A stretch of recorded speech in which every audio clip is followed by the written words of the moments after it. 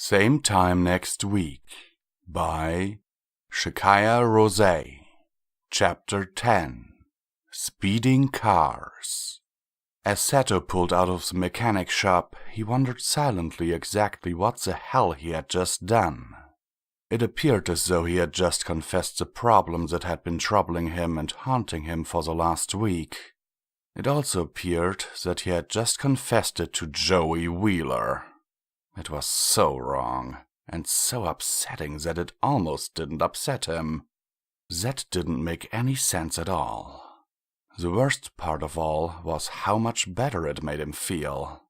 Yes, he hadn't cared nor believed Joey at the time when he'd said that the things that he was feeling were normal, but it was as though some micro part of Sato's subconscious had been put to rest. Now maybe, just maybe, the dreams would stop. Hell, what dreams? Those were nightmares. They had been driving him insane. They were like all the Gozaburo dreams, but things were switched. In the dreams, he was himself, only his child self. However, Gozaburo wasn't Gozaburo. The terrifying and foreboding presence in the dream was his current, grown-up self, and the concept of it horrified Sato. But with the daylight and the people and the real, moving world, things were much less scary. The lack of reason and sheer irrationality showed up more than the fear. Well, maybe that wasn't all just the daylight. Maybe something had happened that really did change how he felt. A part of him, well, more than just a part, hoped that it would reflect during his slumber as well. Sato suddenly realized that he hadn't even taken a sip of his coffee. It was funny, he didn't even really like coffee that much. He usually only drank it around midnight or in the wee hours of the morning, when he needed the kind of caffeine rush that oolong tea alone didn't pack.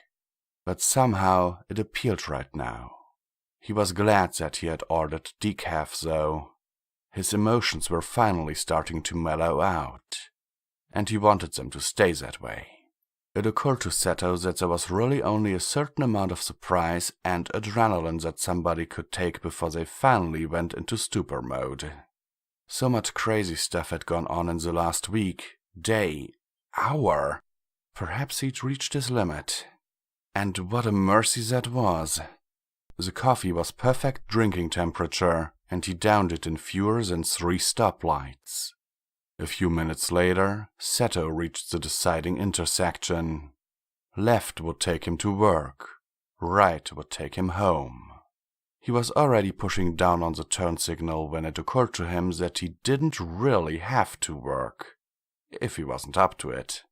He didn't have to step into his office and relive his childhood and last Tuesday to top it all off. Honestly, it would be better if he didn't. Sato almost laughed at how strange that sounded coming from within himself. Take Saturday afternoon off? Take Saturday afternoon off. Ha! It wasn't like he had some stupid boss that would bust him or claiming a few hours of vacation time. He made a definitive upward push on the lever to the left of the steering wheel, and the right signal arrow started blinking on his dashboard. Mokuba would be so surprised. Sato suddenly found himself wondering what there was to eat back at the house. Funny. Coffee generally made him lose his appetite, but for whatever reason he suddenly realized how hungry he was. He actually wanted to go in and get something to eat. That would certainly please Mokuba as well. Wow, that kid was beginning to sound more like his dad than his younger brother. Well, kudos to him. Somebody needed to be. And whoever could take over a role like that and maintain some semblance of sanity deserves a hell of a lot of kudos. He'd take the kid out for pizza. Yes, that's what he would do. It had been years since they'd done something like that. With this in mind, Sato almost smiled. He couldn't wait to see the look on Mokuba's face when he drove in. Better even when he told him their plans for the evening. Wow, what exactly was he doing? Sato had almost failed to notice how strangely he was acting. Almost, but not quite. What had brought this on? It couldn't have been his conversation with Joey. Could it? Impossible. But then, he had been afraid to spend too much time with Mokuba since that day in his office. And it had been eating him from the inside. His little brother was his conscience, his purpose, his everything. The last few days had been unbearable. Now, somehow, things were feeling okay again. Seto finally reached the gates of the mansion and pulled out his key card. The two wrought iron monstrosities that his stepfather had installed for security purposes swung open widely, allowing for the passage of Seto's sleek convertible. However, he didn't get in too far before his path was blocked by an overexcited whirlwind of a 10-year-old. "Seto!" Mokuba explained, running up beside the car. "What are you doing home so early?" "Taking the day off," Seto replied brusquely. Mokuba gave him a strange look. "It's not my birthday yet," he reminded Seto slowly. Seto shook his head. "I know, but I still need some time off. Those meetings, they take it out of you." Mokuba nodded solemnly. A moment of silence passed before Seto spoke up, sounding slightly more upbeat than before. "Hey kid, how about we get an early dinner somewhere? Are you up for pizza?" Mokuba gave Seto a look of ecstatic surprise. "Am I ever?" he exclaimed, all but jumping into the car. Seto laughed. "You know," he said kind of thoughtfully, "I'm too." With this, Seto did an abrupt turn that practically spun the car where it sat. Mokuba laughed. "You have to teach me how to do that, Nisama." Seto shook his head, smiling slightly. "I think you'll need to learn some of the basics first, such as where the brake pedal is." Mokuba rolled his eyes. "You know, it's not too long until I will need to start learning to drive, Seto." "That's not a comforting sort, little brother," Seto said, smiling rather bemusedly. Mokuba ignored this remark. "Hey, Seto!" he exclaimed. "I got a 96 on that pre-algebra test I took yesterday." "Really?" Seto inquired, his look brightening. "That's awesome." The two had pulled almost an all-nighter studying for that midterm. Mokuba was horrendous at math. His language, arts, and orchestra grades were high enough to ease the sting that his pre-algebra grade had on his GPA. But Seto insisted that Mokuba would be lost in geometry and later algebra classes if he didn't try a little harder. "Yeah, Murasaka-sama said it was almost like having you back again." Seto nodded, agreeing that was a fair remark. "I guess it would be like that." A few moments of silence passed before they pulled up to the local pizza parlor, but it was a pleasant silence. Seto had put in a classical music CD that the two had ordered so that Mokuba could listen to the songs that he would be playing at the next orchestra concert. Finally, they arrived. "I haven't been here since almost last week." Mokuba laughed as he got out of the passenger's side. "It's been slightly longer than that for me," Seto replied, hearing the loud music pouring in and assuming a look of distaste. Mokuba snickered. "It's not that bad, Seto," he said. "And the food is awesome." "Whatever you say, little brother." Once the two had been seated, they opened their menus and started mulling over the many options. "I kinda like pineapple," Mokuba observed as he looked over the toppings. Seto raised an eyebrow. "You can have that on your half, then. I'm leaning towards mushrooms or something harmless like that." "Okay, but we have to order breadsticks." About the time the two had decided, the waiter walked up. To Seto's surprise and slight irritation, it was definitely somebody that he knew. "Hey, it's Seto Kaiba!" Zell exclaimed. Mokuba looked over at Seto, surprised that he would know a random high schooler working at a pizza joint. "Hello," Seto replied awkwardly. Zell, prepared for this, didn't miss a beat. "That must be your little brother," he said, smiling at the two of them. Seto nodded. Yes, that's Mokuba. Nice to meet ya, man, Zell said. Your brother talks about you all the time. Mokuba laughed. Yeah, I bet he does. So, are you guys decided about your pizza yet? Zell asked, whipping a little notebook out of his back pocket. We are, Seto replied. 1 medium, half with mushroom and green pepper. Yeah, makes that a large, extra price on the house, Zell said as he scribbled something only slightly legible on the paper. I gotcha. And the other half with pineapple and pepperoni, Mokuba finished. Zell shrugged, laughing. That's new, but whatever, he said. I'll be back in just a few minutes. Once he left, Mokuba started asking questions. Seto, he's so cool, he exclaimed. How do you know him? He goes to the meetings, Seto replied a little stiffly. He's a friend of Wheeler's. Joey Wheeler? Mokuba all but whispered. What does he go to the meetings for? His dad was an alcoholic, Seto explained, trying to hide his discomfort. Seto, that's horrible, Mokuba said, his look still one of amazement. No more horrible than what we went through. Well, yeah, but Joey's different than we are. Joey's normal, Mokuba said, searching for the right word but not able to come up with anything. We're not normal?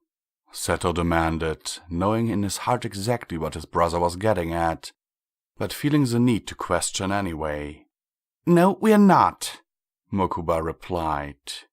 I have trouble getting to know people, you know that. I'm too quiet around other people, and you have the nightmares. I know what you mean, Seto replied. I hadn't guessed it about Joey either. And that boy too. The one that's our waiter. I never would have guessed it about him either. Yeah, Seto agreed. Maybe he and Joey had hard times too. But remember that they're on the other end of the tunnel from me. They're coming out of it. My battle is just beginning. I know, Mokuba said solemnly, putting his hand over his brother's. But you'll win it. You always win battles, Nisama. Seto smiled, looking up at his brother. Thanks, Smokey, he said softly. That means a lot. After a few minutes of silence, not unlike the silence in the car, conversation regarding Mokuba's math test resumed. He had missed a single question, and it had been because of a misplaced negative in the answer. It really sucks when it happens that way, Seto sympathized. But at least you know that you know it. Yeah, Mokuba agreed. But I would like the teacher to know that I know it too. Seto laughed. I'm sure he does. All right, everybody, Zell said as he approached, despite the fact that there was only the two of them. I've got one bizarre pizza, but I think it's what you ordered. And if it's not, it's definitely not my fault. It was Mokuba's turn to laugh. It is, he replied. And it looks weirder in person. I agree, Zell replied. Hope you guys enjoy it. I'll have Les come over to refill your drinks. He's being a slacker, and I'll be sure and tell Luca I ran into you guys. Seto and Mokuba thanked him and began to eat. This is the best pizza ever, Nisama, Mokuba said between bites. I'm glad, Seto said.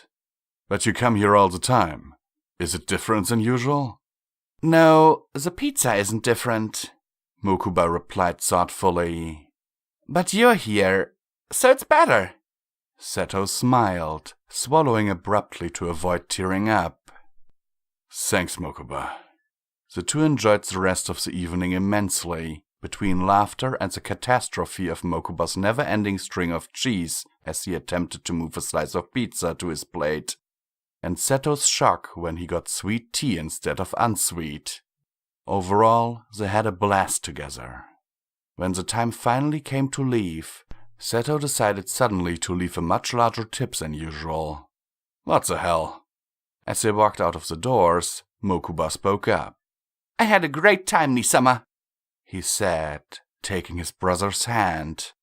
I did too, Mokuba, Seto replied. The two walked together in peace for a moment before Seto's cell phone sounded. Muttering a curse under his breath, Seto pulled it out from under his coat. Seto Kaiba Corp, he said impatiently. However, the voice on the other line almost made him gasp out loud. It's me, Joey said urgently. And I've got some bad news that I don't think you're going to like. Same time next week, by Shekiah Rosay. Chapter 11. If Everyone Cared. What are you talking about? Kaiba demanded, swerving and pulling over into an empty lot. This had better be good. It was my night off. Oh, you'll want to see it, Joey sighed. I'm at Tristan's place. His parents aren't home, though. Drop by. Are you out of your mind? Kaiba demanded. Mokuba gave him a questioning glance. He held up his hands as if to say that he would explain the situation to Mokuba in a second. Oh yes, Joey replied sarcastically. It's all a joke. We really have a surprise party planned. Oh shit, I wasn't supposed to say that, was I? Quit being a dumbass. Mokuba gave Seto an even more suspicious look. This clearly wasn't an associate, or Seto wouldn't swear so freely.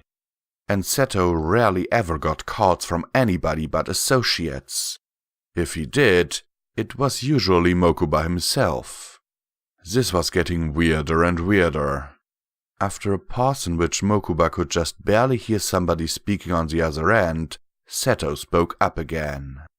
So you can't tell me over the phone? Whatever. Tell me where the house is, at least. Another pause. You mean the one on the left or the one on the right? Well, you weren't very clear. No, I'm not in some stupid-ass car, as you put it. No limo. Just the convertible I dropped you off in earlier. Yes, other people drive this same convertible. Okay, I'll be there in 5. Seto slammed the phone down, swearing again. He pulled up the parking brake and spun the car around in the parking lot before swerving out into traffic. A few seconds later, and he would have nailed a semi, but he knew better. Mokuba observed that they were now headed back in the general direction from whence they had come. Seto, he ventured after a minute or two. Where are we going? We're going to meet Wheeler, Seto grunted under his breath. Joey? Mokuba inquired quietly, refastening his seatbelt when he noticed how quickly and aggressively Seto was driving. Yeah, he's at Taylor's place. Were they the ones on the phone? Wheeler was, yeah. But why was he calling you Nisama? Mokuba asked. Hell if I know. He didn't say? No, Mokuba. Seto sighed, his patience wearing thin. He didn't say. Just that he had some bad news and I needed to be there ASAP. Oh. Mokuba still had a million unanswered questions, but knew better than to persist. Seto had gone from content and peaceful to downright angry in such a short time, all because of that call. Even if he didn't know the exact cause of the call, Wheeler must have sounded serious enough to make him sufficiently nervous. I'm going too, right? Mokuba said, not wanting to leave his brother in a state like this. Apparently. The two sat in silence for a few minutes, Seto checking his watch at what seemed like every stoplight. Mokuba watched him, knowing how on edge he was. Seto was afraid of something, and whatever it was what Joey said seemed to have confirmed his fears. His brother never flat out let on that he was anxious or discomforted, but there were subtle signs that Mokuba always picked up on. Seto had this funny way of running his fingers through his hair and biting his lip. Mokuba could always tell. Nisama, it can't be that bad, he said, hoping to comfort his brother a little bit.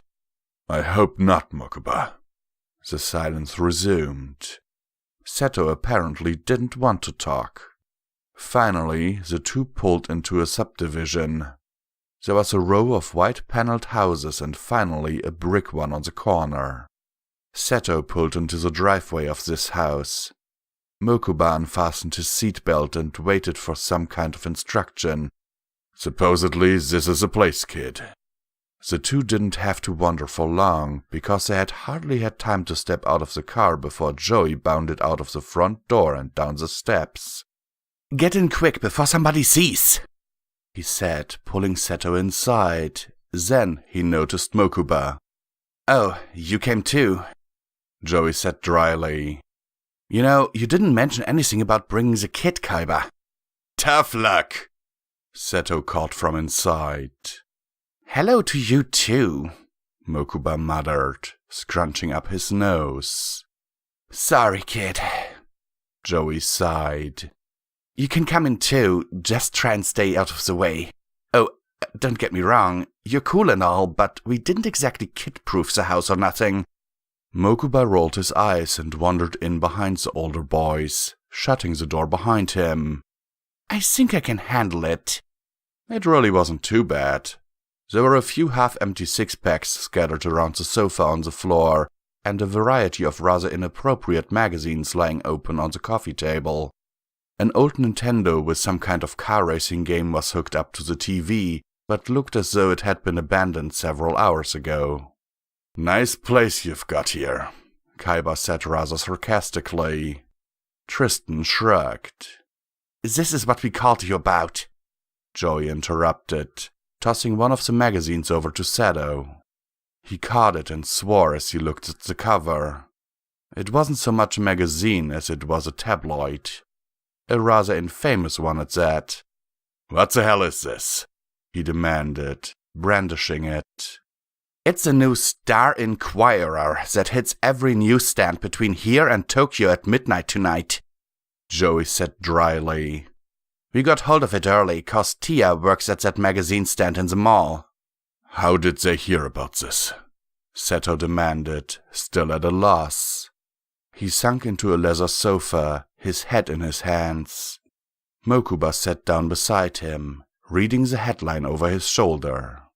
"Stuff like this doesn't stay secret, Kaiba," Joey said, rummaging through the layer of penthouse magazines on the coffee table and throwing a small collection of tabloids with similar headings to Seto's lap.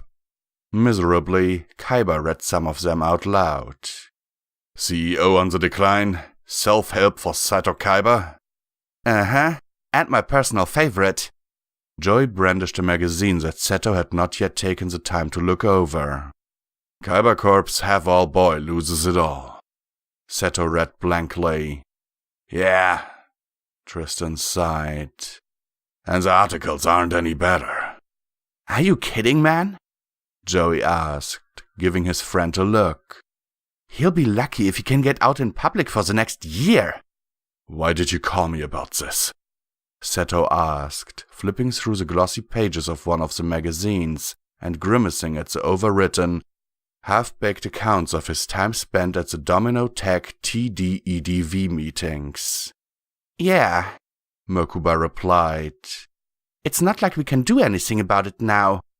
Joey shrugged. "Better to find it out from us tonight than from the paparazzi tomorrow." "Yeah," Seto admitted. "I guess so. But what the hell is this anyway?"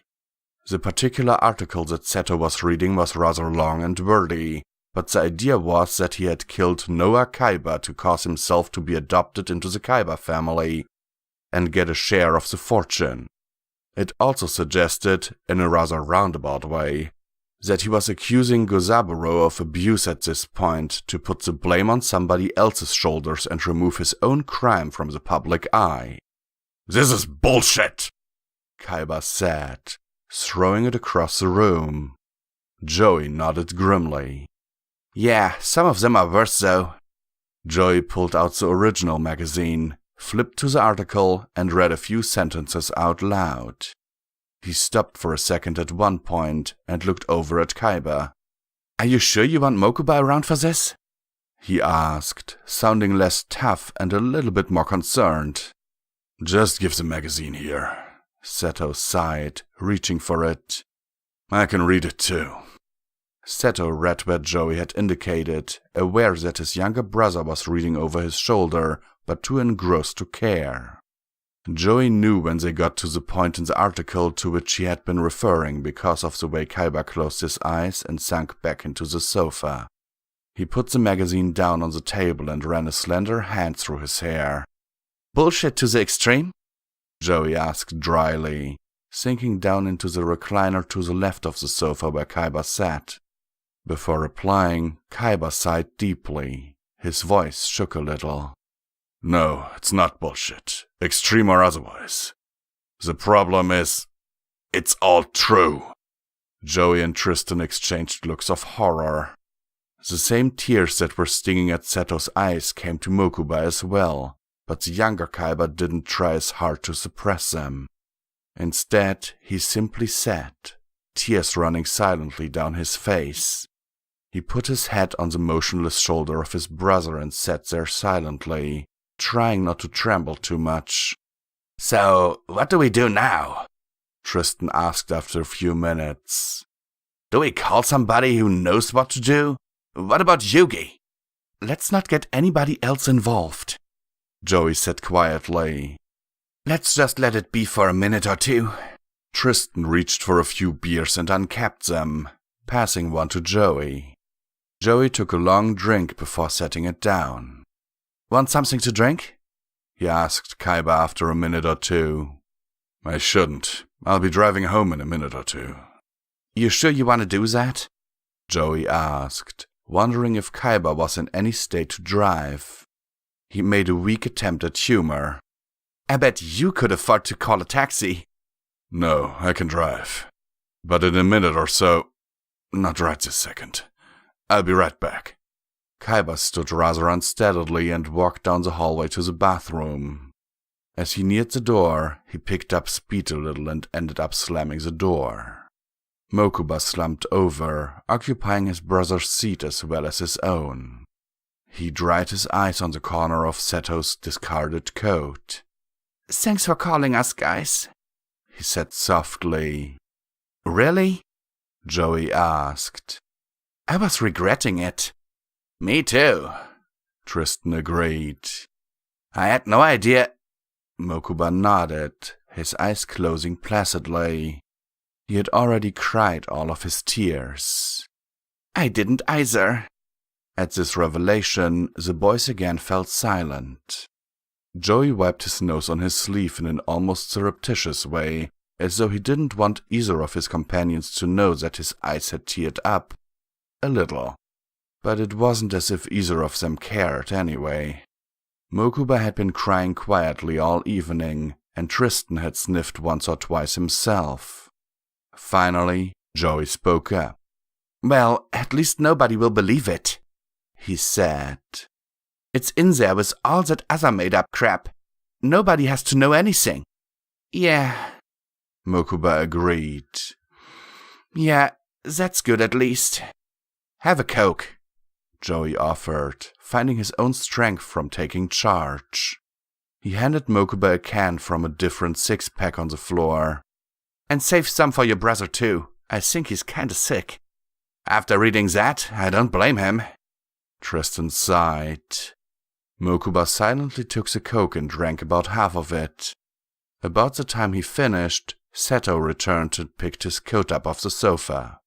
Thanks for the warning and all, Seto sighed as he walked towards the door. Come on, Mokuba, we're going home. Same time next week by Shekiah Rosay. Chapter 12. Stay with you. That was the most embarrassing event in the history of my life, Seto said, collapsing onto a couch in the living room of the Kaiba mansion. He closed his eyes and breathed deeply, pulling his coat closer around him. I'm so sorry, big brother, Mokuba said softly, dragging a trash can over beside where Seto lay, just in case, before taking a seat next to him on the floor. I really am. I'm beginning to wish I'd taken those two fools up on a beer or two. We have some sake in the fridge from that meeting last week, if you really want it that bad, Mokuba replied hesitantly, biting his lip. Really? Yeah, I'll get it. Seto remained in somewhat of a stupor, only dimly aware of what was going on around him. He felt drunk already. What would a little sake hurt? And of the hangover to follow? Screw that. It wasn't as though he had plans to go anywhere the next day. Like Joey said, if he could show his face in public again, he'd be way ahead of the game. And anyway, it wasn't like he'd drank that much. Not really. Just enough to dim everything down a little bit.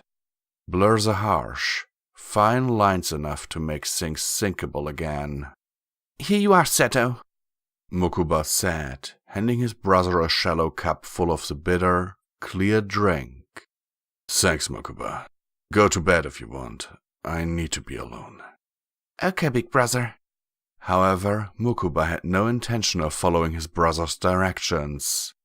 He had just opened the new bottle of sake and knew that Seto wouldn't just take what he gave him. In this state, he was capable of pretty much anything. No, Mokuba knew better than to leave Seto alone like this. He knew all too well what could come of that. He'd seen it happen to their father. No, not Gozaburo, their birth father. Seto had thought that his brother was too young to understand, but that was not the case. Their father hadn't really been an alcoholic per se, but he had a very addictive personality. As the story went, he'd been through hell and back to give up smoking before Seto was born, but he'd managed. However, after their mother died, he'd given up hope. He took up drinking, and the habit became an all-out addiction. It was alcohol poisoning that finally got the better of him, and landed the boys in the orphanage. Seto had never touched any of them. Drugs, alcohol, he'd known better. Being the first kid, he thought he'd probably inherited it. He'd always turned them down whenever they were offered to him. Until now. Hence, Mokuba knew better than to leave Seto alone like this. Mokuba sat in his brother's study, wondering what horrible chain of events had brought them here. To this terrible, lonely night, when the world was turned upside down and he'd had to take charge and take care of his older brother. Mokuba thought that he'd heard footsteps in the kitchen. It had to be Seto. Who else would it be? The tears started to come back. Those stupid tears that he thought he had finished earlier. Suddenly, and without any kind of warning, he was interrupted by the ringing of Seto's office phone. When he'd come to his senses, he immediately picked it up so that the ringing wouldn't disturb Seto. "Hello?" he asked hoarsely, cradling the large black receiver with two small hands. "Mokuba? It's Joey again." "Joey?" Mokuba asked, still not thinking entirely straight. "Yeah, Tristan and I are sitting around here feeling like shit over what happened with you and your brother." He sighed. "I'm not feeling so great myself," Mokuba admitted.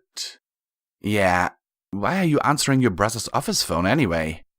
I thought for sure he'd be in there working like a slave to get his mind off of everything." "He usually does," Mokuba said softly. "But not now." Mokuba paused. "He wanted me to leave him alone, but I couldn't do that." "Why not, man?" Joey asked, sounding as though he wasn't sure if he wanted to hear the answer. "Because he's doing something I've never seen him do, ever. He's drinking, and in no small quantity." "Oh, hell," Joey whispered. "I told him that we had sake in the refrigerator, and he just completely went off on it." "Why the hell did you tell him that?" Joey demanded. "Because he'd just get it himself anyway, and I couldn't see him like that and not do something." Joey softened up a little. "All right, kid, it's okay. Where is he?" "He's on the couch. If he gets up again, I don't even know what I'm going to do.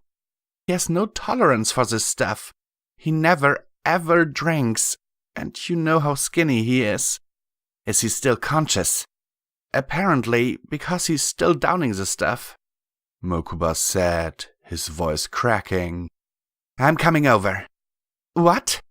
Mokuba asked incredulously. I'm coming over, Joey announced again. This is just too much. You can't do that, Mokuba said, still in disbelief. Why not? I don't know. Exactly, Joey replied. So what's the code to open the gates? It's 10-25, Mokuba found himself saying. It's his birthday. Seto programmed it in after our stepfather died. His birthday? Joey demanded. That seems a little easy to guess, don't you think? Mokuba faltered.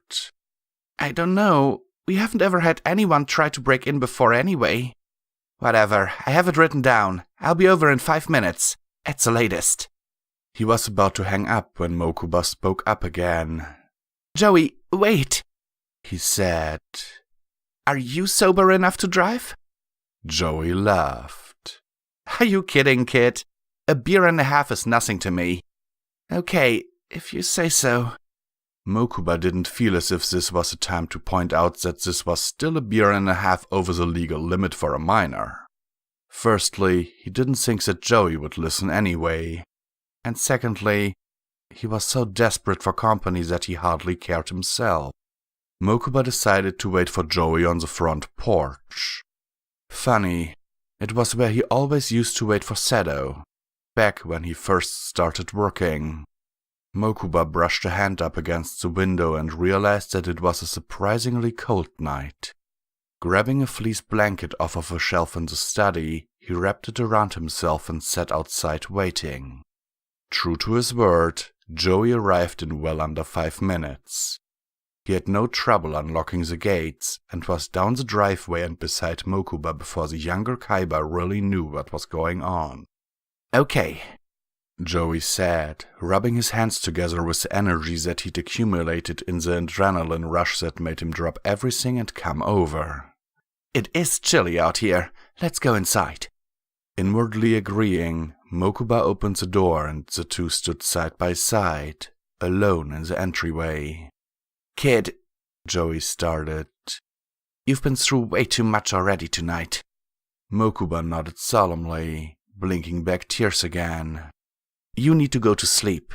Hell, forget sleep. You need to go upstairs and bury your head in a pillow and cry your eyes out.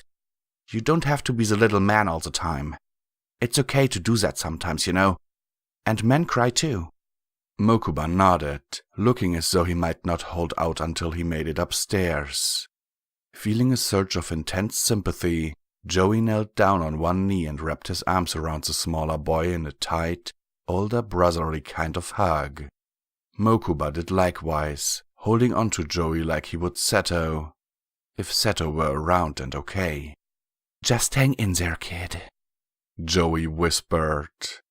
I'll take care of your brother. He's in good hands. Mokuba nodded, pulling away and racing up the stairs to his room. Joey shook his head.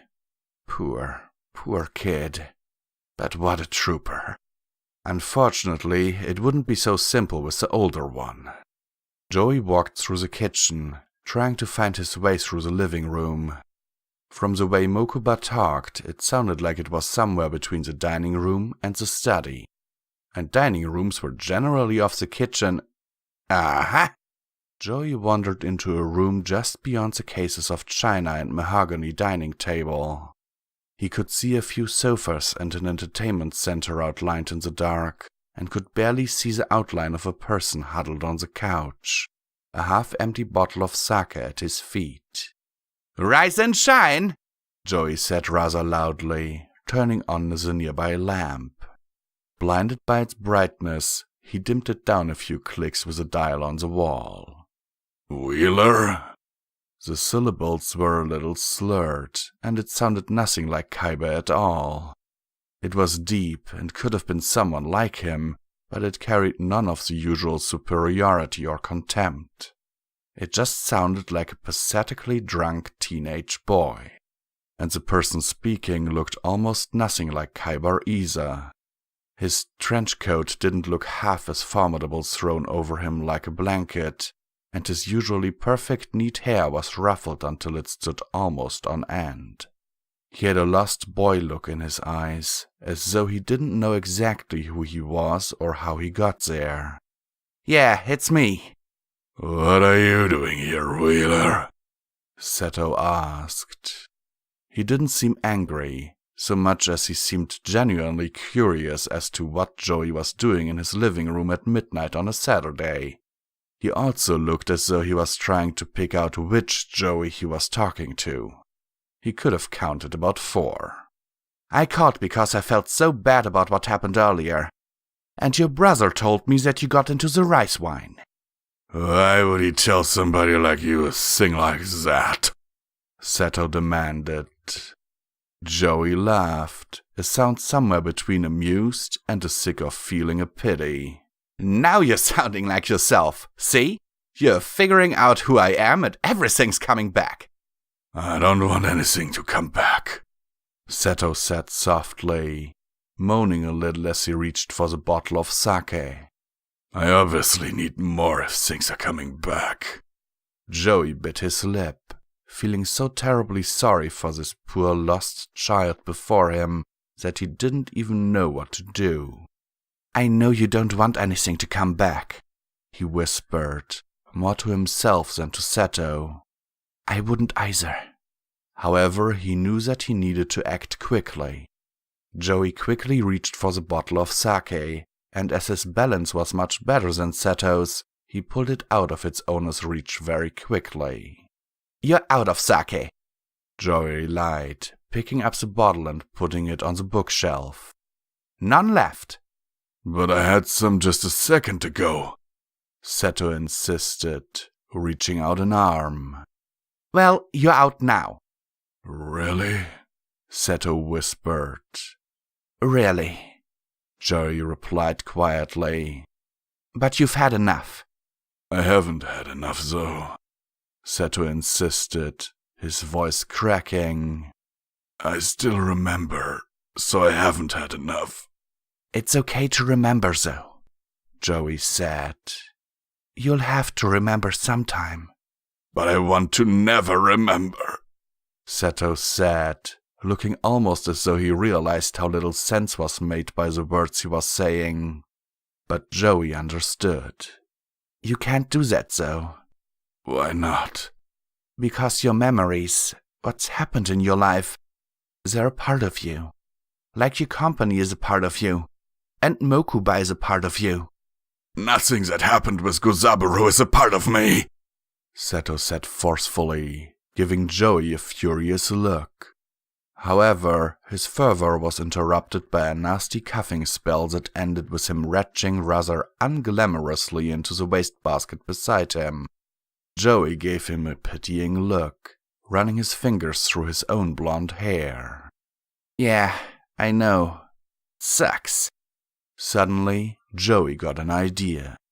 The regular Khyber would never, in a million years, admit or live up to what happened with his stepfather. But clearly, Joey wasn't dealing with the regular Khyber. And circumstance regardless, it would do him a world of good to get this off his chest. Well, might as well make the best of the situation. Here went nothing. "Tell me about Gozaburo," Joey urged gently, handing Khyber the fleece blankets that Mokuba had discarded. Khyber accepted it and wrung it through his hands as he spoke. Same time next week, by Shekiah Rosay. Chapter 13, Superman. "I beat him at chess, and he adopted us," Seto said softly, looking up.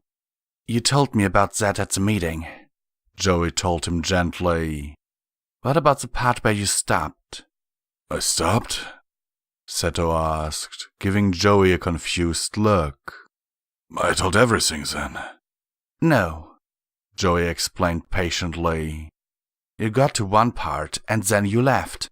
You finished the story when you came back, but you didn't pick up where you left off. But I didn't skip anything, Seto repeated obstinately, childishly. Joey took a deep breath. Luca was right. Whatever it was buried in there pretty deep. He hoped he wouldn't have to take out what remained of the sake to achieve his means, but he wasn't above pulling something like that if need be. Seto was going to admit to that last little fact. Damn it! Joey had a pretty good idea from what he read in the tabloid, but Kaiba needed to admit it firsthand. The sooner, the better. You said something about coming home one day. I didn't. Yes, you were on your back from school and Mokuba told you not to come in. But you didn't listen and something happened. What happened? Nothing happened. Kaiba, Seto, calm down and listen to me, Joey said, taking Seto by the shoulders as he would a child whose mind wandered during his studies. It was after you and Mokuba tried to run away from home together. No, stop! Seto said fervently, shaking his head. Nothing happened that day. I didn't. Shh, Joey said, still managing to keep his head, although he could feel his pulse rising. Just calm down. Something happened. You said the bruises from the bus stop hadn't healed yet. As Joey's voice trailed off, something in Seto's countenance changed. It was an instant metamorphosis. He assumed a strange look that could almost be described as self-assured or victorious, a far cry from his childish terror of moments before. He shook his head, almost smiling. Oh, that, he said, laughing rather unnaturally. What was that? Joey asked, speaking slowly. Seto shook his head, as though to dismiss the situation as being of little consequence. His next words chilled Joey. It was the bad thing. The bad thing? Joey repeated, surprised at the sound of his voice shaking. Yes, it was just bad. You need to tell me about the bad thing, Seto. Can you do that? It was just bad. Joey shook his head. He'd hit a roadblock again, but much sooner than he'd expected. He'd run out of phrases to prompt Seto. They were quite obviously on the right page. However, for whatever reason, Seto wouldn't remember what had happened that day. Suddenly, Joey got another idea. Along with it came the sick certainty that it was going to work. Well, no turning back now. Is that bad thing what the magazine article talked about? Joey asked half-heartedly, waiting for the reaction that he knew was quickly to follow. The magazine article, Seto repeated, his voice going up in pitch. Yes, that was a bad thing. Suddenly, and without any warning at all, Seto became uncontrollably sick. Some sudden revulsion combined with the overabundance of alcohol in his systems must have triggered it. Powerless to do anything, Joey just stood off to the side, waiting for the madness to end. Finally, Seto drew a ragged breath. It was over. Are you okay? Joey asked, leaning in a little. Seto nodded and continued with an eerie sense of calm. I'm okay, but you aren't. You need to hear the real story, because article wasn't all real, he said softly, lying back on the sofa pillow behind him. Joey knew that the real story is what he had spent the last half hour trying to get out of Seto, but he wasn't sure at this point if he could handle it. What would he do if for some reason it got to a point where he just couldn't listen anymore? Couldn't exactly run away. Well, he was in it for the long haul. As Seto started speaking, his words drew Joey away from a lifetime that he couldn't imagine, and a terror far greater than that which he himself had faced. He found himself fully engrossed and at the same time fully horrified, hanging on to every detail. Joey watched Seto a few minutes after the story was finished. He lay silently, his bright blue eyes finally closed. His chest rose and fell as he breathed. Yes, it was finally all over. When he awoke, he would probably have a splitting headache, but hopefully nothing worse. He hadn't passed out from all the alcohol, mostly because there wasn't enough left in his system to cause that. No, he had just fallen asleep from sheer exhaustion. His head sideways on the pillow, hair tousled. With the tear streaks on his face, he looked almost like a petulant child who had cried himself to sleep. And in a bizarre way, he kind of was. Joey felt sick himself, just from hearing all this. It was hard to watch somebody completely break down in front of you and not be at least somewhat affected. Especially someone like Seto Kaiba. They'd always been rivals, alike only in their intense disdain for the other. Somehow, this made them almost like casual friends. The boy that you always pass on your way to chemistry, but never say hello to because you're afraid that he won't remember you. But after tonight, there was a terrifying kind of bond there. Joey knew things that Mokuba didn't. Things that Seto might not even remember when he awoke. And somehow, he felt almost accountable for the things he had been told. The vault had been emptied. Did it need to close, but within Joey instead? Kaiba had come on the scene a broken man held together by invisible threads. But these kinds of threads didn't last forever. And it was Joey that witnessed their breaking. The bigger they come, the harder they fall, he supposed. Lamely wondering what to do next, but having no intention of sleeping, Joey reached for the sake that remained on the shelf. It was so little by his standards that he'd probably still be entirely clear-minded by the time it was gone, but it was something. Something to do, really. Funny, it was still more than Kaiba had consumed, and he was a total mess. Alcohol was weird that way. Joey put the bottle to his lips and took a sip. Ugh. Cold sake was good. Hot sake was good. But lukewarm sake definitely wasn't hitting on much. Shrugging, he took a few more sips. Despite the temperature, he had to admit it was excellent sake. Leave it to Kaiba to know how to get wasted in style. But then again, Kaiba probably had no intent of impulsively draining half of it in one sitting at the time he had purchased it. Funny how life worked. Yes, it was a funny life that they led. Between the half bottle of sake and his exhaustion in general, he suddenly found his eyelids drooping. Wouldn't it be funny? Yes, it would be terribly funny.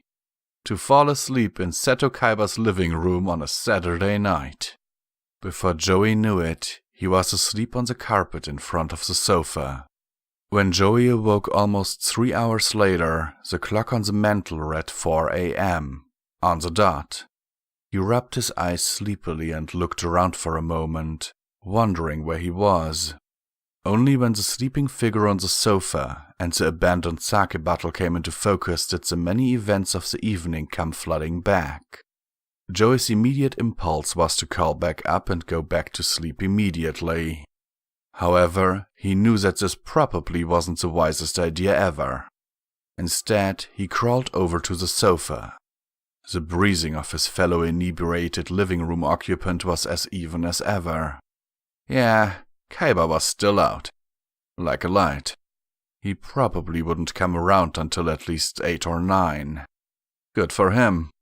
Joey stood, with the aid of a nearby chair. Hell, his head wasn't feeling so great either. He might have miscounted the beers at Tristan's. Or maybe he just felt like shit anyway. It would be good to check on Mokuba. Man, it was good that the kid hadn't had to witness that. Thank heaven he'd come over when he had. He'd seen people drunk. He'd seen grown men pass out where they stood. He could deal. Yeah, that was it. He could keep telling himself that, and he'd believe it.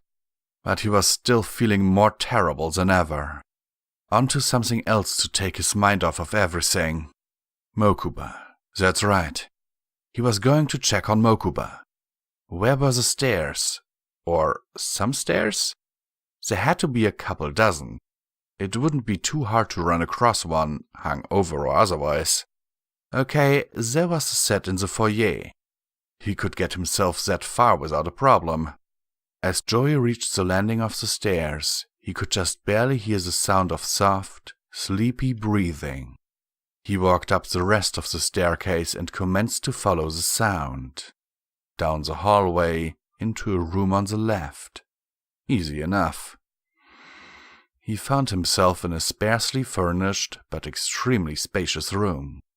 Absent were any of the model airplanes or shown in manga posters that one would expect to adorn the room of a 12 or 13-year-old. The bed was king-size and looked as though it might swallow the small figure nestled between the pillows. There was a dresser against the wall to the left, a small glass Blue Eyes figurine adorning the surface. Ah, so this was Seto's room. That explained a lot. Joey wasn't sure if he should wake Mokuba up. He would still rather be asleep, not going to lie. But then again, he was sure that Mokuba would want an update on his brother. And he'd need to know what to do to take care of him the next morning. Because heaven knows Seto wasn't going to take care of himself, and Joey would be gone by then. Or would he? He hadn't really thought that far ahead yet. He had been living from minute to minute and trying to make sure that Seto did too. They were both still alive, and it was hours later, so he must have done something right. Well, either way, he'd cross that bridge when he came to it. Now he'd talk to Mokuba. "Hey, Mokuba," he whispered, walking over to the younger boy's bedside. Not getting any response, he placed a hand on his shoulder. "Seto?" a sleepy voice asked softly. Joey smiled a little in the dark. "No, not Seto. It's me, Joey." "Joey?" Mokuba asked, sounding very confused. However, suddenly he sat bolt upright. Everything had come back to him. "How's Seto?" Mokuba demanded, taking Joey's hand in a death grip. "Shh, take it easy, kid," Joey said softly, taking a seat on the corner of the bed. "Your brother is gonna be fine." Mokuba sighed deeply, his voice shaking with relief. "Thank you so much. Have you been here all this time?" "Yeah, I have. I've been asleep for at least 3 hours or so, though." "Has Seto?" Mokuba asked softly. "Yeah, he has," Joey assured. Then he laughed a little, trying to sound upbeat and wondering at the same time how badly he was failing. "What, do you think I'd leave him to his own devices for that long? No way. He was pretty out of it when I got here." "I know," Mokuba replied solemnly. "How much sake did he have after it was all said and done?" Joey shrugged. "About a half bottle, something like that." "A half bottle?" Mokuba demanded in horror. "And he was still conscious after that?" "Well," Joey chuckled, "he was getting rid of it about as fast as he was taking it in, to be honest with you. Were you the rocket scientist who elected to put the wastebasket next to the sofa? You saved your upholstery. Big time." Mokuba laughed a little. "Yeah, that was me."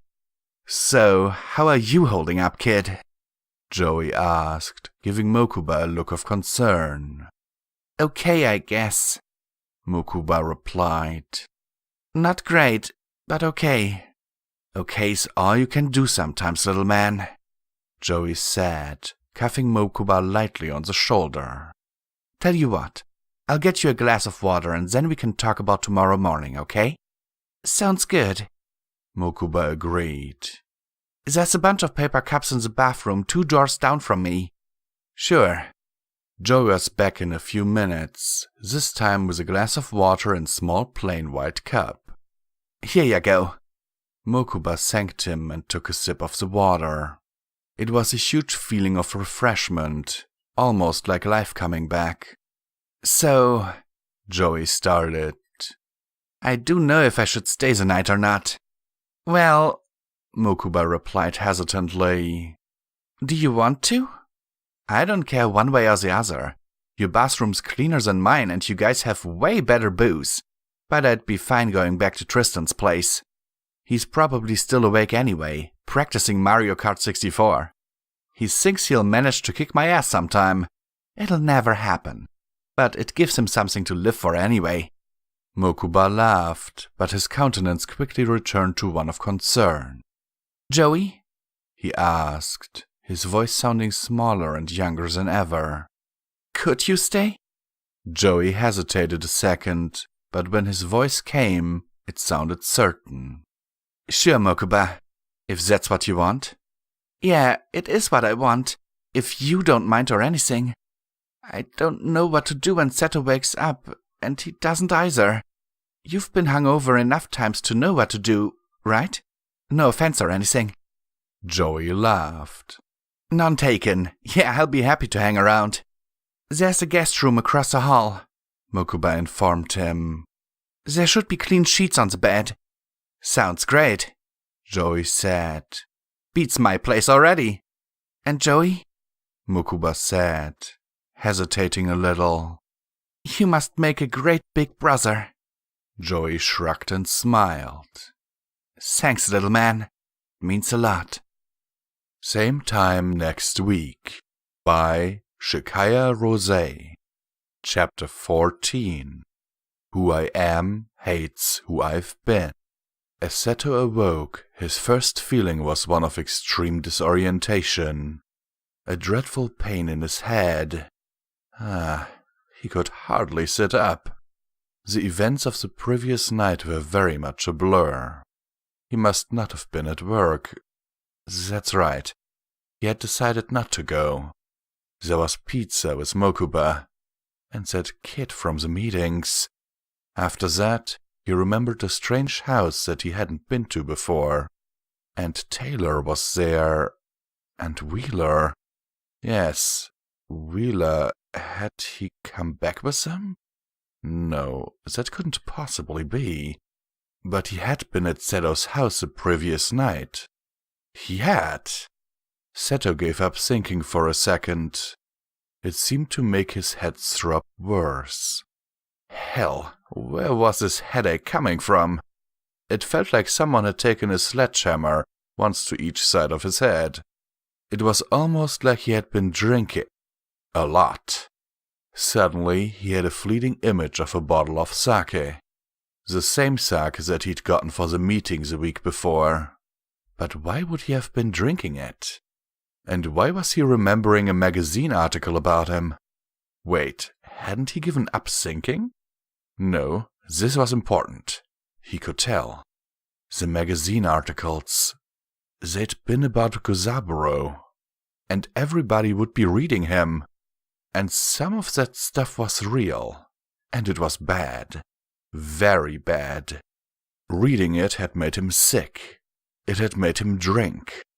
And the drinking, Wheeler was there for that. But he hadn't been drinking.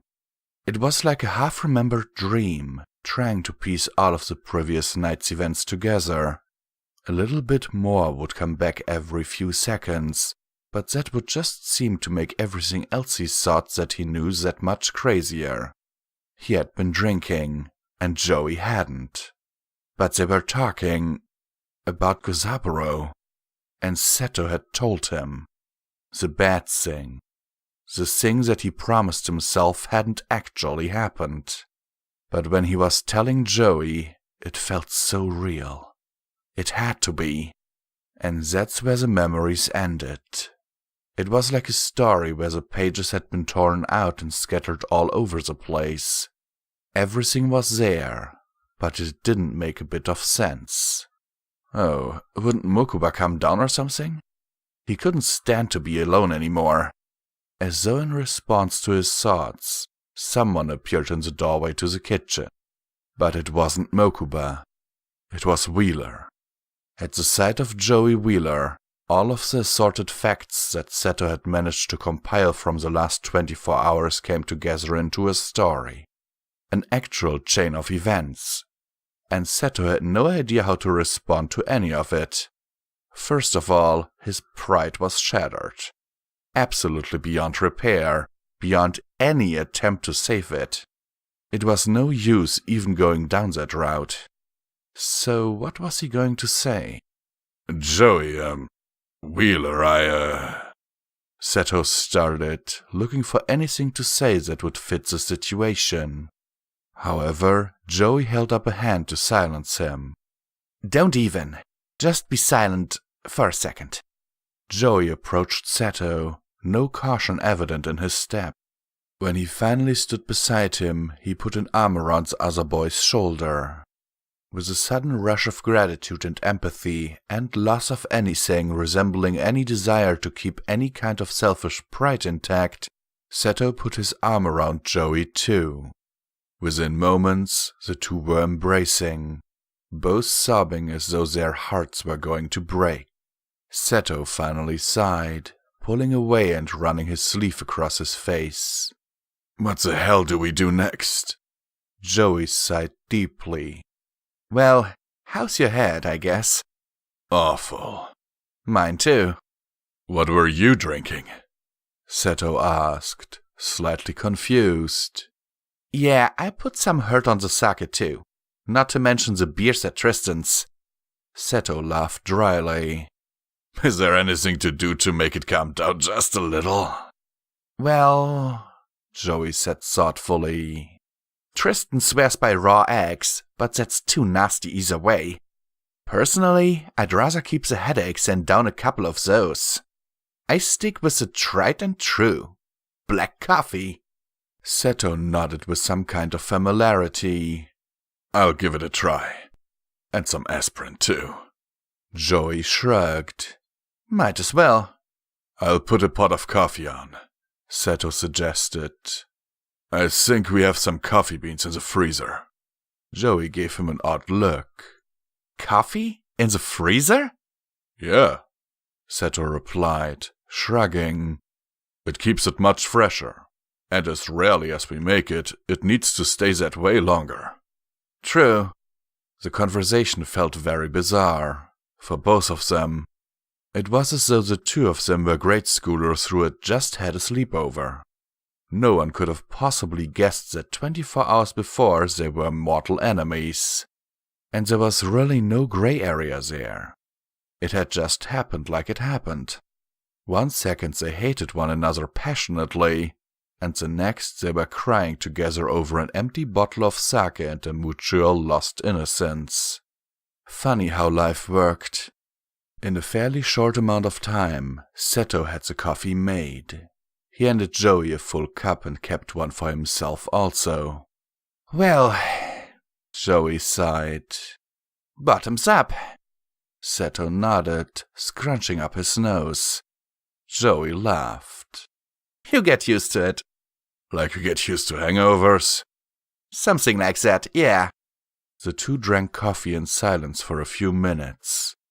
I was thinking, after some of what you said last night, Joey started. Seto interrupted him, closing his eyes and sighing deeply. Could we possibly not talk about last night? Well, it happened. You're going to have to talk about it sometime, Joey replied sharply. Seto shrugged in agreement, or at least resignation. Okay, so what about what I said? Seto inquired. I think you need to talk to somebody else, Joey confessed. Somebody who knows what they're doing. But I don't want to blurt all that shit out again. And I can't get completely drunk before every session. Joey laughed. Yeah, you're right. But you are going to have to talk about it eventually. I guess you're right. The two sat in silence for a moment before Joey suddenly remembered something. Damn it, he said, slapping his forehead. I was supposed to tell Mokuba when you got up. Do you want to go talk to him now? He's downstairs playing video games. Yeah, I should do that, and apologize to him for going off the deep end last night. Seto sighed. Joey nodded rather empathetically. Wouldn't hurt, but don't beat yourself up about it too much, he said. Everybody goes off the deep end sometimes. If you didn't, you wouldn't be human. Seto raised an eyebrow. So you're admitting I'm human, is that it? I remember a time not terribly long ago when you had your doubts. Joey sniggered. Yeah, I'll be the first to admit that. But anybody who can get drunk like that couldn't be anything but human. That was art, man. Seto shook his head, rolling his eyes. Yeah, I'm going to go talk to Moki. As Seto walked through the kitchen, he looked at the mess surrounding the steaming coffee pot. There were the little coffee grounds that he had accidentally spilled as he poured them out of the bag, and the few filters littering the counter. Apparently Joey had pulled out a few extra by accident and hadn't felt the need to put them back in the box. That was so Joey. Damn, this wasn't getting any less weird. Seto shook his head. How was Mokuba going to react to this awkward friendship? Hell, was that what it was? A friendship? That seemed like a very serious word. But then again, enemies, or for that matter, casual acquaintances, don't get drunk together at 4 a.m. They don't chug black coffee and advise one another about getting counseling. So that about summed it up. He and Joey must be friends. He had heard one time that hate and love weren't opposites. Hate and indifference were opposites. Hate and love were both passion, which puts him pretty close to the same thing. He hadn't put too much stock into that theory at the time, but honestly, it made logical sense. And Seto was all about logical sense. But did friends work that way? Hate each other passionately forever and then randomly come together to be as close as brothers in one night's time? Traditionally, he didn't get the impression that that was the case. Then the two of them must just be a little bit different. Well, he had known that anyway. Seto's thoughts came to a close as he approached the French doors that led to the game room in the basement. He knocked lightly before going in. Mokuba saw him through the windows and dropped his controller without even pausing the game. He rushed over, threw the doors open, and hurled himself into his brother's arms. Seto! Mokuba exclaimed, latching onto his older brother as though he would never ever let go. Seto remained silent, holding Mokuba close and denying the few tears that came into his eyes. Mokuba, he finally sighed. I have a hell of a lot of explaining to do. Mokuba, however, pulled away and shook his head. No, Seto, you don't have to. Please don't. It's over. And it's all okay. You are okay, aren't you? I'm okay if you're okay, little brother. Let's sit down. I must admit, my head is still killing me. Mokuba laughed as he flopped down on the sofa. Joey said that it might. Seto took a seat beside him, giving him a quizzical yet slightly amused look. So, you enjoyed talked a lot last night? Well, not a whole lot. Mokuba shrugged. He called your office phone a few minutes after you laid down on the sofa. I told him what was going on. Oh, Seto, I didn't have anyone else to turn to. I'm not angry, Seto promised quickly. You did all that you could, and you did the right thing. Thank you. Mokuba smiled. He insisted on coming over. When he first got here, he told me to go to bed. Actually, he said that I should just go upstairs and relax and let go. That I'd been through enough. Seto nodded, his expression bittersweet. Again, that was so Joey. And then he woke me up a while later to tell me that you were doing okay. He asked me if I wanted him to stay, and I said that I did. Seto, he's just so wonderful. Really, he is. He cares a lot. I understand that now, Seto said softly. He's a good man, that Joey Wheeler. Does it mean you'll be friends with him now? Mokuba looked up hopefully. Seto laughed. Well, I have to be friends with him now, don't I? He asked. He knows too much. Mokuba laughed, again hugging his brother. I love you, Seto. I love you too, Mokuba. Same time next week, by Shekiah Rosay. Chapter 15. Who Knows? Kaiba looked around the crowded lunchroom, willing himself to simply disappear. He heard his name in whispers coming from every direction. They all knew. Thanks to that stupid damn press release. He hadn't decided yet what was his least favorite reaction. He certainly had plenty to choose from. There had been the girls in his first period pre-call class who had told him that they were always around if he needed a shoulder to cry on. Whatever the hell that meant. And the jocks in the hallway that had called him a fag. But that wasn't too new either. Whatever. He was above all of that shit. He didn't have to listen to anything they said. He could just tell himself truthfully that he made more per hour than they made per week. But that didn't make it hurt any less. Every surreptitious glance and every person who sidestepped him in the hallway reopened that same wound, and he was retreating further and further back into himself. Sometimes, even he had to admit that his money or status didn't solve everything or make him invincible. And then he realized that's what was freaking everybody else out too. The world taught them that cash and fame solved everything, and his life was living proof that it didn't. They were confused, and they were taking it out on him.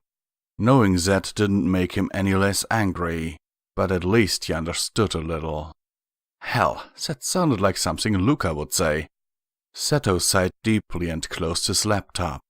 He didn't have any wrappers or anything to throw away. He hadn't been hungry. On the contrary, actually. He was feeling rather sick to his stomach.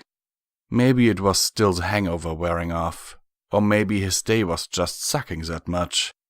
That was when he felt a hand on his shoulder. I wanted to know how you were holding up, man. Seto tensed up and began to prepare a rather rude comeback for whoever was insolent enough to approach him like that, but then he saw who it was. Joey stood, appearing sympathetic, his hands jammed in his pockets. He looked at Seto rather uncertainly, as though he wasn't sure what to say or do. Seto looked down. I'm fine. Well, not really. Joey smiled grimly. At least you admitted it. Seto put his laptop back in his briefcase while Joey looked on. It was awkward for both of them. The last time they had met in the lunchroom, they would have been more likely to kill one another than casually and caringly inquire as to how the other was doing. You look pale, Joey remarked. Did you have anything to eat? I wasn't hungry, Seto replied quietly, knowing that was not the answer that Joey wanted to hear. You should get a sandwich or something, said Joey. Depriving yourself of food isn't going to make them shut up, you know. But it will help you feel better. Food doesn't solve everything, Seto said rather shortly, smirking a little. Joey snorted. It solves a lot more than pride does. Joey's remark hadn't been intended to be so sharp, but it hung ominously over the two of them. Seto looked up at him, struck a little bit by his nerve. Joey shrugged, but didn't make any apologies.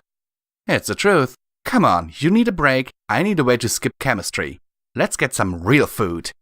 Seto gave him an incredulous look. Skip school? You catch on quick, Joey observed rather sarcastically. But seriously, don't be so surprised. I don't think you can take much more of this. Don't look at me like that. Nobody could. Hell, you shouldn't have to take much more of this. And I wasn't exactly planning on going to 5th period chemistry today anyway. Just get a sandwich or something with me. Joey, Seto faltered. However, he suddenly pictured himself walking into his next class and seeing the same myriad of disbelieving expressions and hearing that one horrible snicker. He sighed deeply. Alright, but we're taking my car. That's the spirit!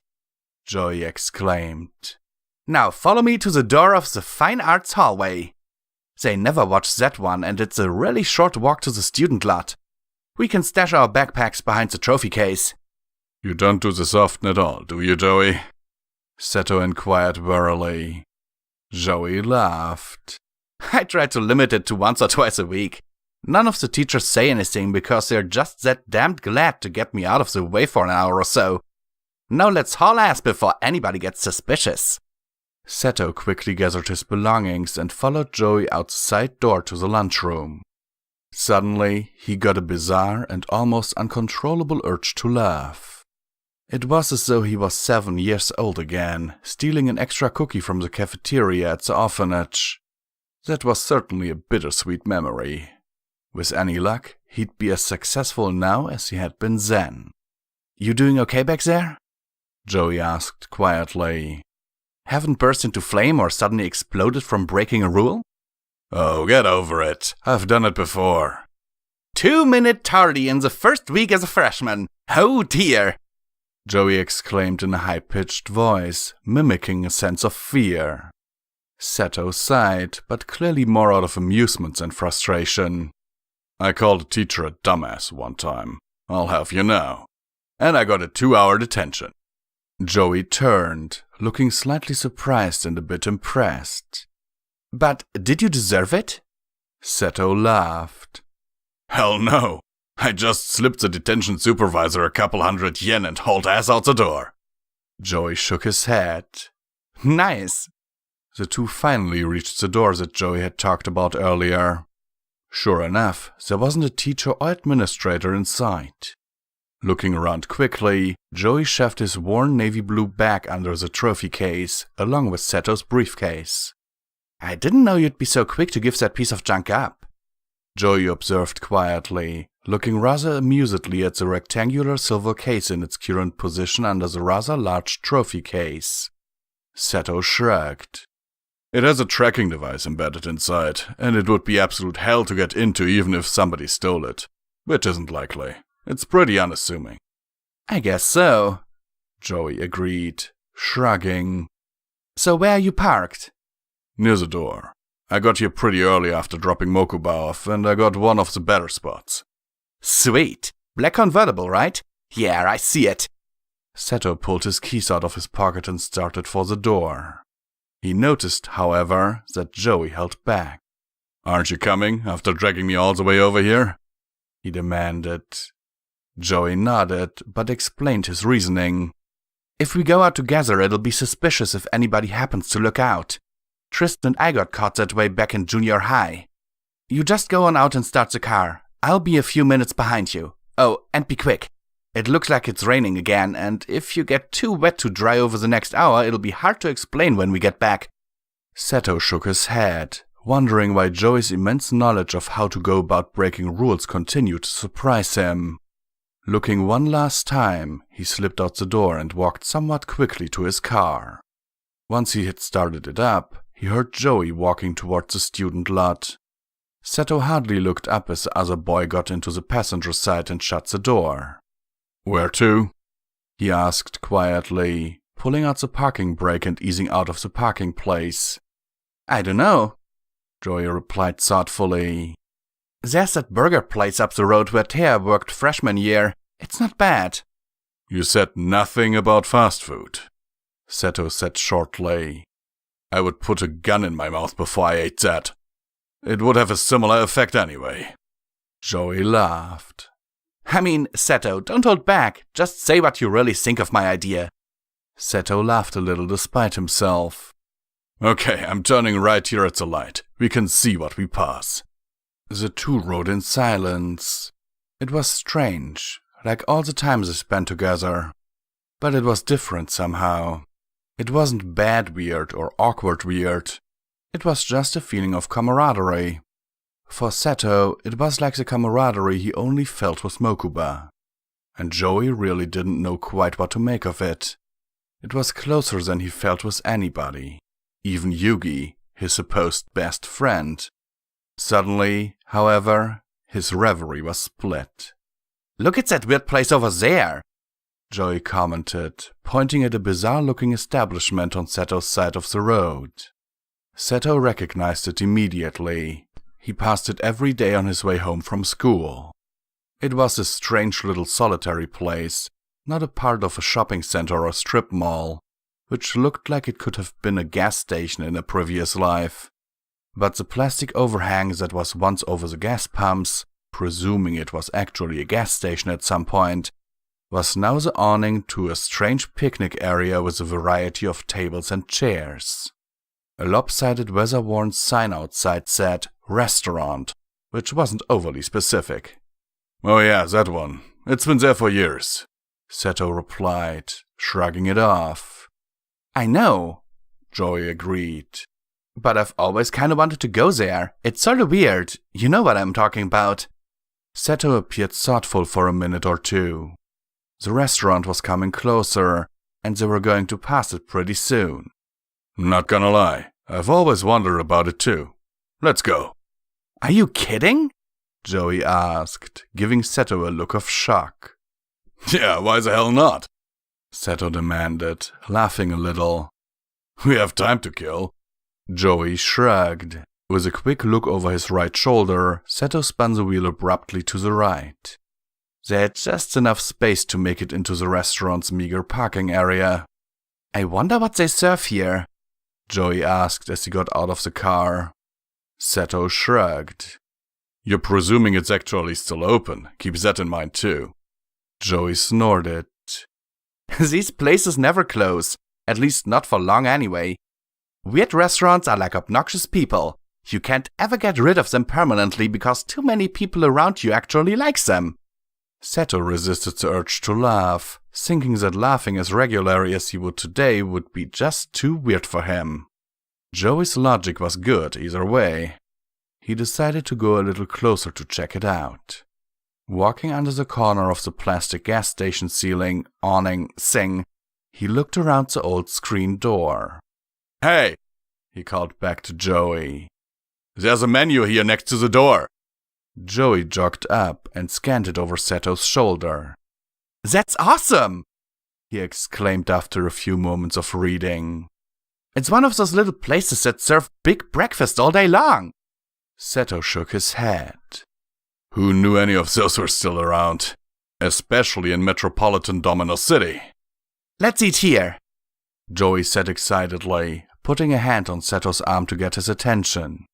"Please? These places are always so cool, and I could really go for a huge waffle right now." Seto gave Joey a get-real look. Joey responded with puppy dog eyes to rival Mokuba's. Seto shook his head, rolling his eyes. "You really need to quit that. I could go back to calling you the Mutt, you know." Joey sighed. "You wouldn't do that. And I'm hungry. Let's eat or something. We should at least beat the lunch rush." "Lunch rush?" Seto raised an eyebrow. "There's not a soul in sight." "Not yet," Joey pointed out, looking almost serious. Just quit being an idiot and come in so we can get a table. I really need that waffle." Seto hesitated a minute, checking the watch on his wrist more out of a habit than out of genuine concern as to what time it was. He looked up, and as he did so, locked eyes with the still pathetic-looking Joey. "Oh, fine," he at last relented. Joey jumped up, punching the air. "You won't regret it! These places are always amazing!" "That remains to be seen." The two walked in and were a little bit surprised at their surroundings. It was very clean and tidy, much unlike the area outside. It was small enough that all four walls could be seen, along with an old-looking doorframe that supposedly led to the kitchen. The carpet was beige and looked worn, but nevertheless very clean. The cushions on the booth and chairs were brown leather. There were little vases and violets on each table, and a stack of menus on a desk near the door. "Not a speck of dust in sight," Joey commented, drawing his finger along the top of a booth. "It's obviously not abandoned." "And those flowers would long be wilted," Seto agreed. "Hey, let's ring the bell," Joey observed, noticing a little brass bell beside the menus. Seto shrugged. "Why not?"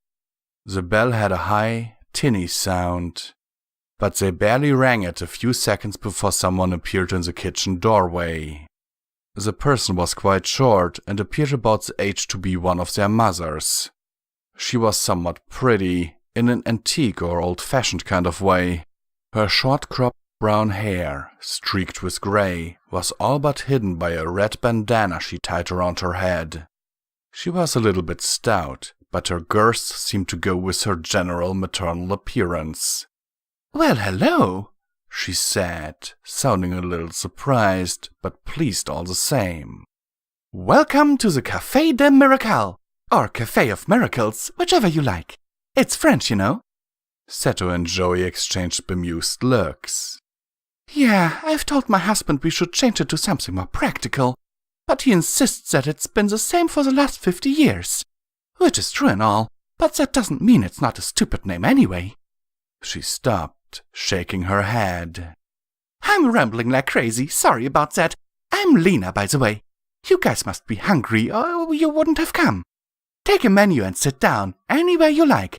I'll be with you in just a second." Still too surprised to talk or object, Seto and Joey each took menus and sat down in a booth kind of near the kitchen door. They sat across from one another, looking around in a bit of a daze. "Apparently she's not used to customers this early," Joey observed. "I'm afraid we kind of freaked her out." "Well, if it bothers her that much, she would keep the door locked," Seto replied, practical as always. Joey shrugged in agreement. "I guess so. Well, I'm hungry and I already know what I'm getting. The Waffle Breakfast Supreme. Have you decided yet?" "No, we've barely been here a minute and a half. Give me a second or two." "Okay," Joey shrugged. "I'm in no hurry." Seto put over the menu. "I really don't eat breakfast. Occasionally I'll have cereal or something, but that's all. Bacon and eggs?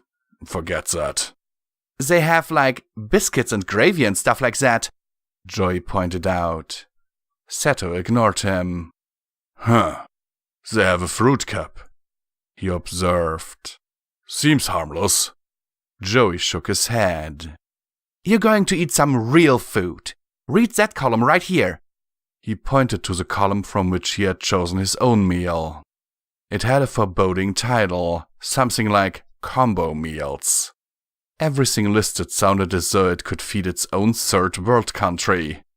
"This is all really heavy. Do you want me to get sick?" Seto demanded, scrunching up his nose. Joey sniggered. "I've seen you buff before. That's nothing special." "Let's not talk about that night, okay?" Seto asked, giving Joey a look somewhere between amusement and disgust. "I'm getting pancakes, and they apparently come with loads of margarine and maple syrup and a side of bacon. Is that greasy enough to be real food?" "Works for me." About the time they had decided, Lena came out.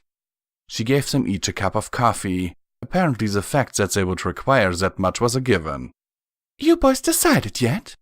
she asked, pulling a pad of paper and pencil out of her apron pocket. Joey nodded. "I'll have the Waffle Supreme and he'll take the pancake platter."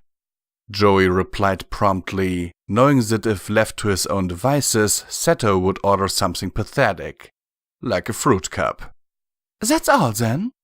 she asked, looking up. They both nodded. "Oh!" she exclaimed as she put the notepad away. "I almost forgot. Do you guys need any cream or sugar for your coffee?" Joey looked up slowly, meeting Seto's gaze across the table. Memories of the last time they had shared a cup of coffee suddenly registered, and they both bit their lips vigorously to suppress the onslaught of hysterical laughter. I think we'll both take both, Seto said, making an effort to enunciate the words so that they wouldn't cause him to lose control and laugh uncontrollably. Sensing an inside joke, Lena smiled. Okay, I'll bring the tray by. Then I'll get your food ready. There will be plenty to go around, I promise. I know how teenage boys eat. Once she left, the two gave into the silent gales of laughter that remained as a result of the coffee remark. You know, Joey gasped, that we are the two damned weirdest people ever? Yeah, Seto replied, likewise struggling for air. We are. I guess it's good that we finally get along then. I mean, the two strangest people in the world not being friends. That wouldn't make any sense at all. You're right, it wouldn't. Hey, when our food gets here, I think yours comes with cinnamon apples as a side. Mine might too. I'm not sure, but if it doesn't, can I try some of yours? Seto laughed. Some things never change. Sure, but you better take some of the greasy crap too. I'm not touching that, Joey replied, shaking his head. That's all yours. So there they were. Acquaintances? Certainly. Friends? Possibly. Brothers in arms? Definitely. They had a strange bond, one that had been built by fate. Despite years of opposition, it was something that neither of them could get past nor overstep. It took a lifetime of shared misery to create, but only a single night of shared misery to realize. And that was truly what it meant to be Seto Kaiba and Joey Wheeler, fellow teens dealing with the effects of domestic violence. Same time next week, by Shekiah Rosay. Chapter 16, Epilogue. About 2 years later, Luca flipped through the manila file folder on her lap, the stacks of paper rustling between her neon green fingernails. When she reached the end, she looked up, shrugging her shoulders. Well, Seto, it seems to me like you're doing okay, she said, smiling a little sadly. Looks like it's almost time to let go. Seto smiled, running his fingers through his hair. Yeah, I guess I'm doing better. I'm almost afraid to say it, you know. It's been a long time. About 1.5 years. We've done one-on-one therapy, Luca agreed. Yeah, because you were my first official patient after I got my degree. I guess that is a pretty long time. You know, though, if it hadn't been for all your hard work to get everything sorted out, it could have taken a whole lot longer. You owe yourself a lot of credit. Seto shook his head. No, not really. If it were up to me, I'd still be where I was back in second year, when I met all of you. I really owe everything to you and Joey. And Mokuba. Well, we just got you started. You've honestly done your best. Luca smiled, making definite eye contact to assure him that what she said was true. And there's a lot to be said for that. Thanks. Yeah, I guess I did do everything I could. I didn't want to feel like that anymore. I know, Luca said, leaning forward in her chair. And when you realized that you didn't have to, you started making progress in the right direction.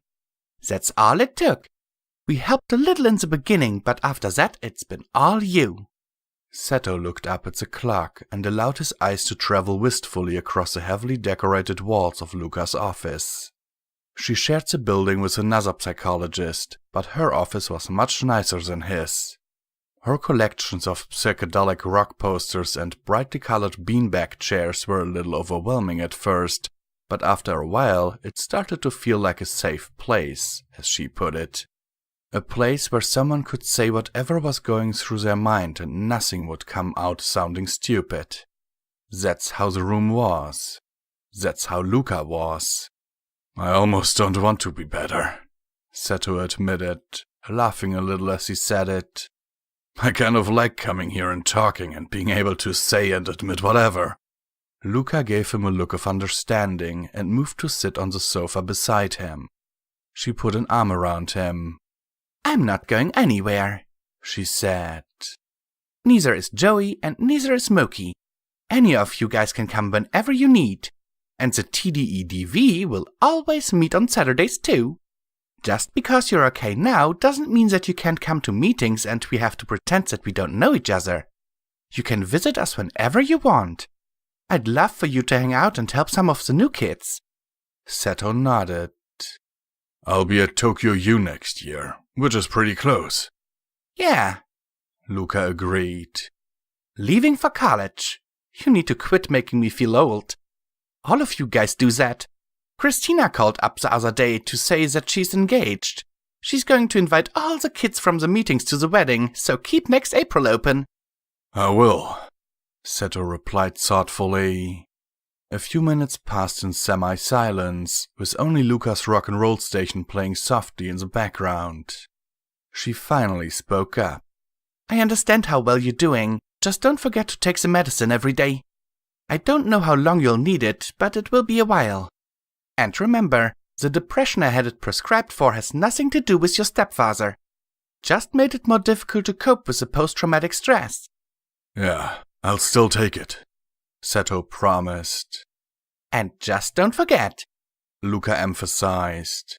It's not your fault. I know I've said it 1,000,000 times, but it's the truth. You know the cause of the post-traumatic stress disorder, of course, but remember that the depression is nothing more than a chemical imbalance. You need the chemical serotonin like a diabetic needs insulin. I understand that, and so does Mokuba. He helps me remember to take it before we leave for school in the morning. But if I forget to take the medicine for a while, will things get bad again, like they did before? Well, not really like they were before, Luca explained. Not ever that bad. When you really got to understanding the concepts of suppressed memories and all that, you took a big step. Were you to go off the medicine, you'd likely just experience regular depression symptoms, like insomnia or a change in appetite. All right. When I need to renew the prescription, I can just ask a regular doctor, right? Yeah, and if they need a note from me, I can write one up. Okay. And Luca? Hmm? You don't have another patient this afternoon, right? Nope, I'm free until 8. That's when I go out with John. Is John the bartender? No, John's the DJ.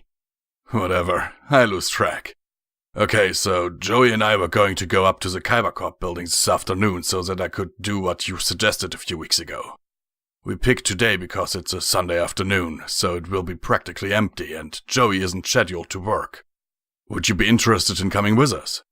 I'd be honored, Luca replied sincerely, standing up to get her coat.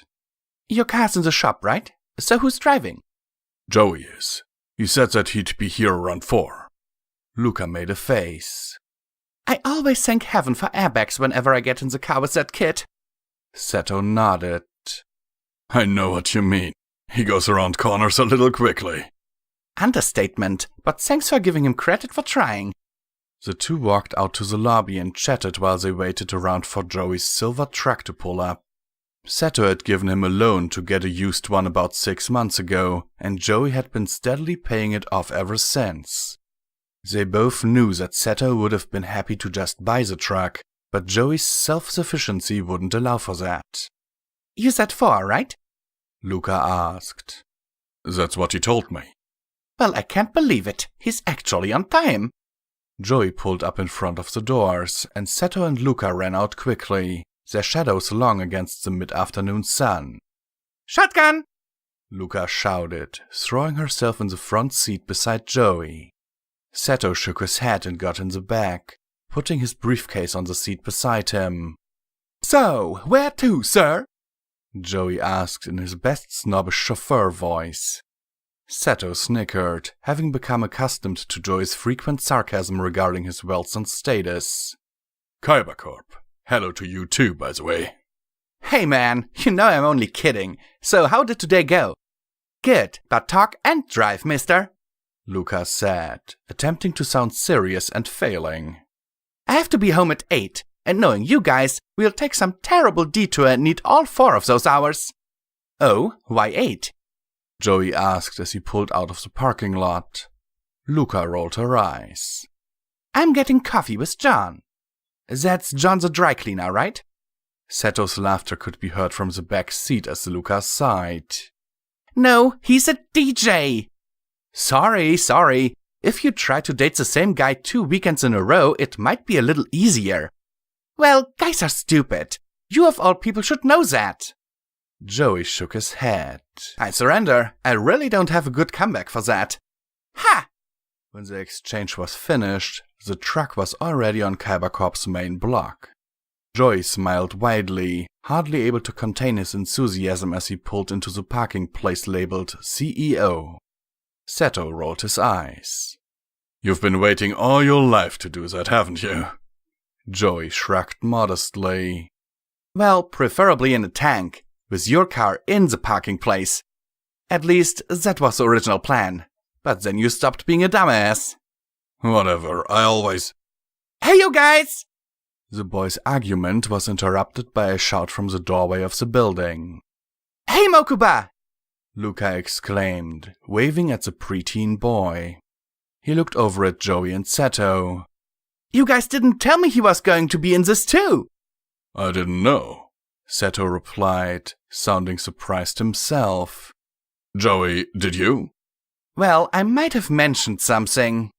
Now I have a full-out audience, Seto sighed. Don't think of it that way, Luca responded, patting him on the shoulder.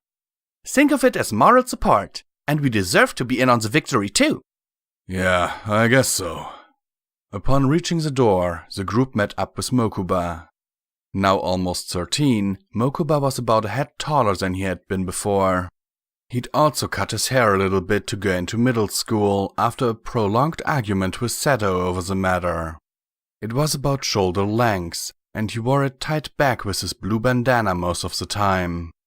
Seto swiped his keycard and the doors opened, allowing for them to walk in together. After greeting the receptionist at the lobby counter, the four walked towards the elevator. So, you think you're ready for this, Seto? Joey asked as he pressed the button to call an elevator to their floor. Ready as I'll ever be, I guess. Of course he's ready, Luca replied, massaging Seto's shoulder as they stepped into the elevator. Mokuba laughed. You look like he's about to go into a boxing ring or something. Well, it is a battle, Luca replied confidently. A battle of wits. Indeed, Joey replied, picking up his best sportscaster accent. One young man, backed by 3 of his closest friends, facing the opponent of... Joey, we really could do without a running commentary. Sorry. As the four rose up floor after floor, the tension seemed to rise as well. For you see, there was one chapter left in the book of the things that Seto had not been facing up to. And strangely enough, it had been the closest thing to him during the entire ordeal. Before Seto moved into the CEO office suit, there had been a portrait of the previous Kyber Corp CEO placed behind the desk. It was about 3 feet tall by 2.5 feet across, and was rather formidable in size and expression. Upon his takeover of the corporation, Seto had relegated it to the 5th floor marketing lab, as this was where his stepfather had been known to spend much of his time. As he put it, this would better bring to mind the true memory and nature of the company's founder. Unbeknownst to the employees, there were ulterior motives to moving the picture, the main one being that Seto was terrified of it. It was a perfect likeness of his adoptive father in every respect. The suit was perfectly pressed, the eyebrows were narrowed, and the mouth was set in a strange smirk that suggested the knowledge he possessed and the viewer did not. At least, this is how Seto remembered it. He hadn't actually seen the picture in a good 8 or 10 years. In fact, Seto hadn't seen any picture of his stepfather since his death. Hence the problem. Seto was afraid that this was the one part of the process that he just couldn't handle. Seeing that look on Gozaburo's face, seeing the way his hair was always combed just perfectly, whether he was speaking politely and reservedly to future customers, or striking in anger his 10-year-old son. And Luca had told him to do this, to actually go up to the portrait and look at it. In fact, she'd even suggested talking to it. That had sounded crazy to Seto at first, but somehow it made sense. If the picture could inspire fear in him, just like its subject once did, perhaps speaking to it could put his mind at rest. But it wasn't going to be easy. Oh, it certainly wasn't going to be easy. The way Luca had explained it, he could finally tell Gozaburo the truth. How he felt about the violence, the tears, the too high expectations. And in doing so, Seto could tell himself. He could admit to the portrait and to himself all of the pain and anger that Gozaburo's actions caused him, and in doing so, overcome what remained of his fear. When he explained it, it almost made sense. So, that's why he'd agreed to this. He had originally planned on doing it alone, or maybe just with Joey. But having Luca and Mokuba here, well, that was just more inspiration not to go back on it. Not that Joey would have let him do that anyway. Somehow, suddenly, the elevator came to a stop. The occupants looked around at one another. Well, Seto sighed as the doors opened. Let's go. Turning on some lights beside the elevator, he led the group down the hallway and past the rows of offices, to the back where the portrait was hung. As they rounded the corner, Seto closed his eyes and took a deep breath. I believe in you, Mokuba said softly, squeezing his brother's hand before walking to stand with Joey and Luca a few feet back. We all do.